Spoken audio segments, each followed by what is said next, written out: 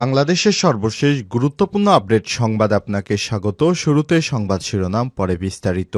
শুরুতেই জানাবো, ব্যবসায়ীকে প্রকাশ্যে গুলি করে হত্যা।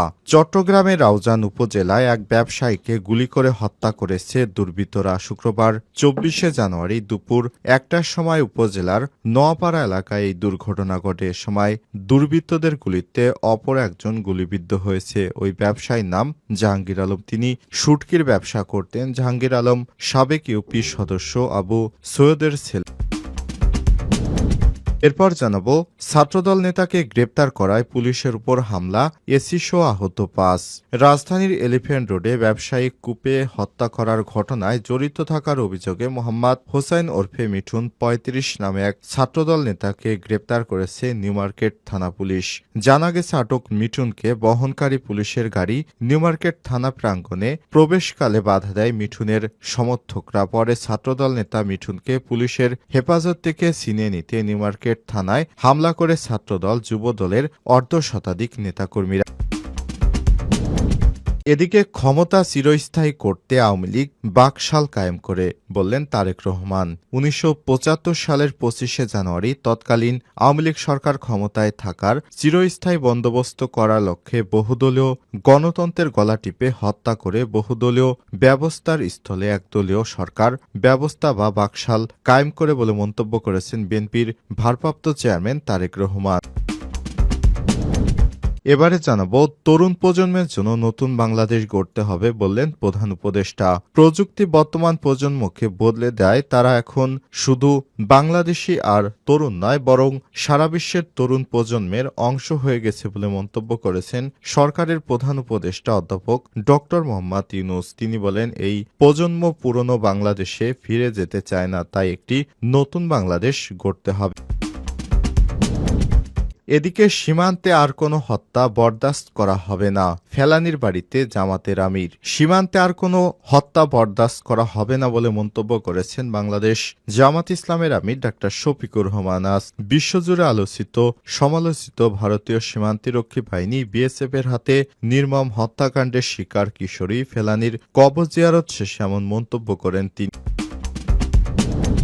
এবং সর্বশেষ জানাবো, উন্নত চিকিৎসায় সিঙ্গাপুরে গেলেন গণ অভ্যুত্থানে আহত ৭ জন। ছাত্র জনতার অভ্যুত্থানে আহত ৭ জনকে উন্নত চিকিৎসার জন্য সিঙ্গাপুরে পাঠিয়েছে অন্তর্বর্তীকালীন সরকার ও স্বাস্থ্য মন্ত্রণালয়। আজ বাংলাদেশ বিমানের একটি ফ্লাইটে ঢাকা ছাড়েন তারা। বিষয়টি নিশ্চিত করেছে স্বাস্থ্য ও পরিবার কল্যাণ মন্ত্রণালয়ের সিনিয়র তথ্য অফিসার মোহাম্মদ সাদাত হোসেন। প্রিয় দর্শক, এতক্ষণ শুনছিলেন সংবাদ শিরোনাম, এবারে বিস্তারিত।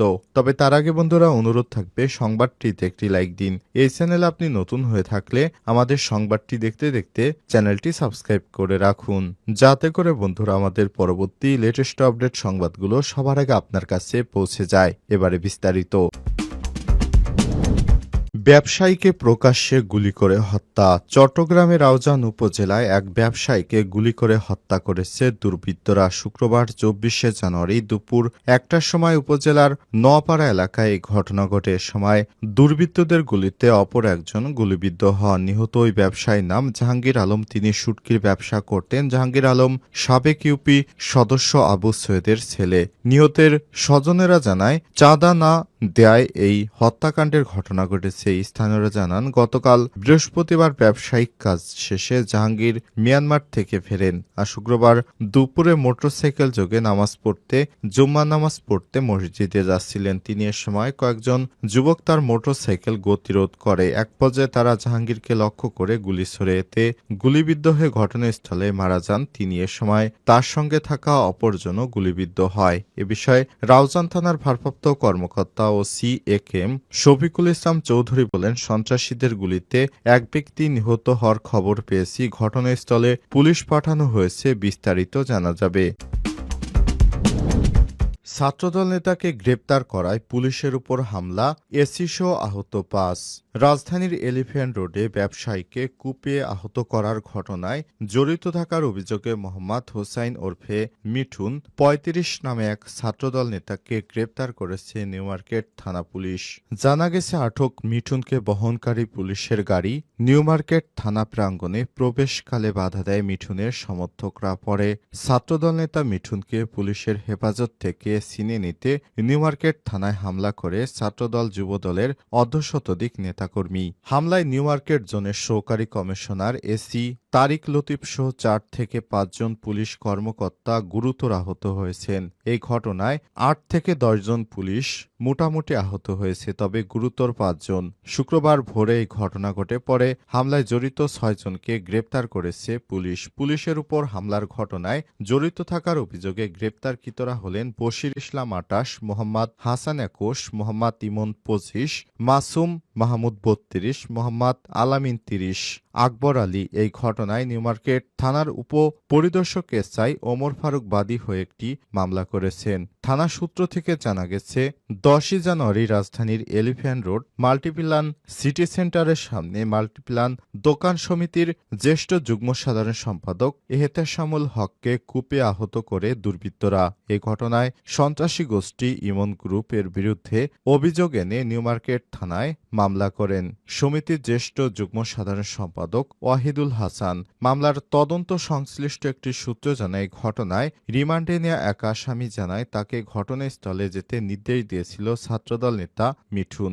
ইমন গ্রুপের মূল হোতা সানজিদুল হাসান ইমনের হয়ে ধানমন্ডি এলাকায় চাঁদা তোলার কাজ করেন মিঠুন। সেই মিঠুনকে বৃহস্পতিবার দিবাগত রাতে রাজধানীর পূর্বাচল ৩০০ ফিট এলাকা থেকে গ্রেপ্তার করে নিউমার্কেট থানায় আনা হয়। বিষয়টি নিশ্চিত করে নিউমার্কেট থানার ভারপ্রাপ্ত কর্মকর্তা ওসি মহসিন উদ্দিন আতিক বলেন, মিঠুনকে পুলিশের গাড়ি থেকে ছাড়িয়ে নিতে তার সমর্থকরা চেষ্টা করছিল, তবে পারেনি। এই ঘটনার পৃথক একটি মামলা হয়েছে এবং গ্রেপ্তারকৃতদের আদালতে পাঠানো হয়েছে। কার নির্দেশে হামলা হয়েছে এ বিষয়ে জানতে চাইলে তিনি বলেন, এই ঘটনায় মামলা হয়েছে, মামলার তদন্ত কর্মকর্তা বের করবেন কার নির্দেশে হামলা হয়েছে।